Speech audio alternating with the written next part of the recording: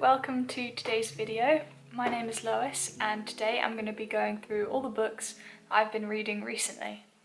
Now I do say reading recently with a pinch of salt because some of these books have taken me a long time to get through. But I think I have quite a nice mix of books today. We have audio books, physical books, a reread, one book where I watched the movie afterwards, so I was doing a bit of comparison, and a few books that I'm still reading at the moment. So with that, get yourselves a drink and get comfy, and we're going to get started. So the first book I'm going to be talking about today is both a reread and an audio book. I've not really been into rereading books, but I decided I should give it a go. And it was the same with audiobooks. I hadn't really read any audiobooks, so I thought, yeah, let's try something that I've read before. But I read The Stranger when I was about 16 or 17. And I didn't really read much either. This book was recommended to me, so I read it. And I went around saying that it was my favourite book for ages, but actually it was the only book that I'd read for probably a couple of years. So The Outsider, or The Stranger, depending on where it was published, is a existentialist. Is it a novel or a novella? It's very short either way. With the intrigue of a psychological thriller, The Stranger, Camus' masterpiece, gives us the story of an ordinary man unwittingly drawn into a senseless murder on an Algerian beach. I think what makes this book so unique is the perspective of the protagonist. Meursault is incredibly honest in his narration. He is very blunt to those around him, and I think people are a little bit fascinated by that. But through the novel, this fascination people have with him kind of turns into alienation. And thinking about it now, it does feel like a very male thing, this idea of alienation from society and not really caring about it. But I definitely recommend this book if you're interested in existentialism. It also has very poignant first and last lines of the book. It's actually very rare that I can remember the first and end lines of a book, but this is one of the few. So yeah, that is Albert Camus' The Stranger. So the second book is another audiobook. It is $1 Million Weekend by Noah Kagan. I have liked the idea of starting a business for quite a while. It's not really gone anywhere so far, but this book's definitely given me some ideas and some inspiration. It puts a lot of emphasis on starting right away rather than spending years and years preparing. And yeah, it puts emphasis as well on the importance of trial and error, experimentation, getting people to give you money and buy your product as soon as possible, even if you don't actually have the product yet, because then you know that people will actually buy it. It was a really great book with a lot of calls to action. And if you're interested in starting a business or becoming an entrepreneur, I would definitely recommend this book. I created like a whole Google Doc of all my notes, so we'll see if I find it helpful in the future.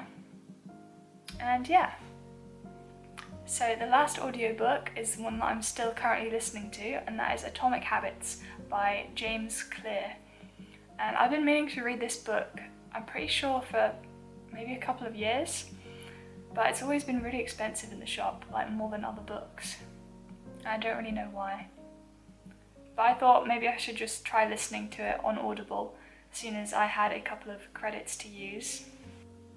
And so far I think I'm quite enjoying listening to audiobooks that are non-fiction, because it just feels like a podcast to me, and I do really enjoy a podcast. But so far I'm really enjoying this book as well. I think it might be my favourite audiobook so far. I have a very long note on my phone with all my notes from the book. The only thing is that I think I had the wrong idea about was that I thought this book would be like giving you good habits to do and like habits that will change your life, but it's actually, so far anyway, just talking about like the psychology of habits, which is still really, really interesting. Some of the things that have stood out to me so far is this idea of making habits part of your identity.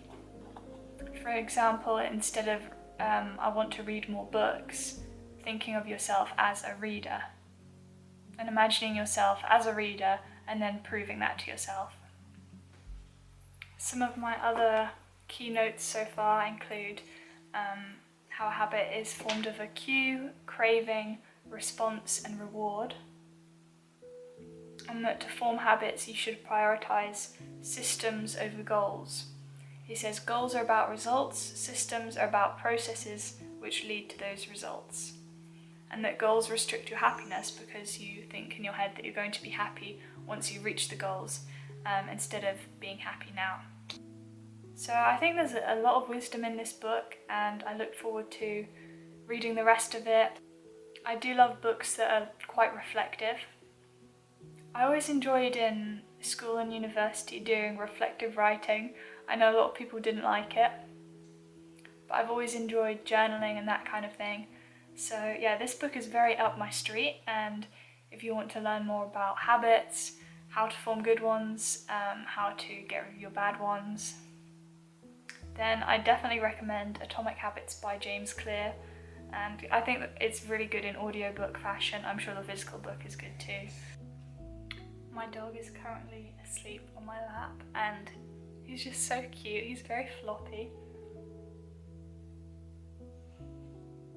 But yes, he's a good boy.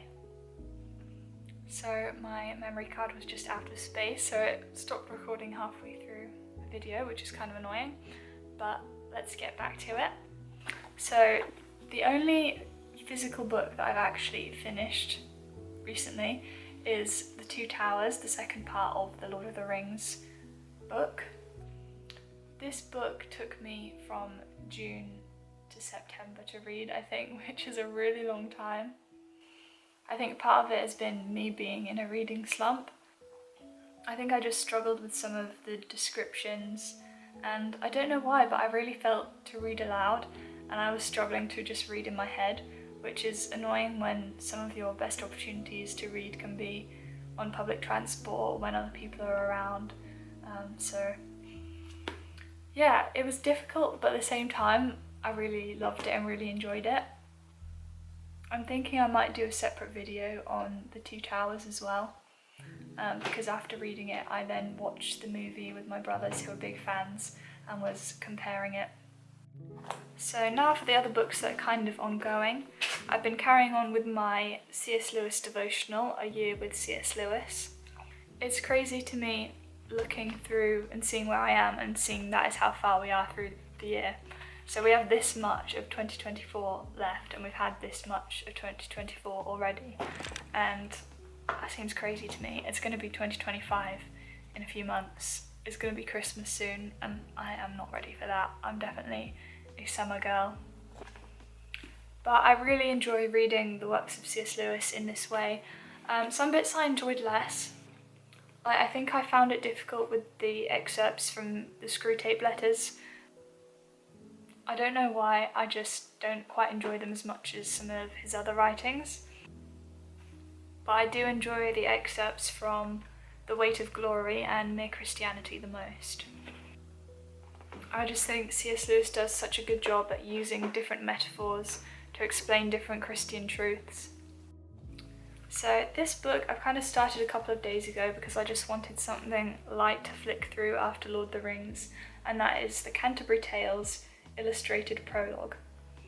So I thought this would be a light read because it's got pictures and the writing is just in small paragraphs. If you see on here, this is the text and then it's just got pictures.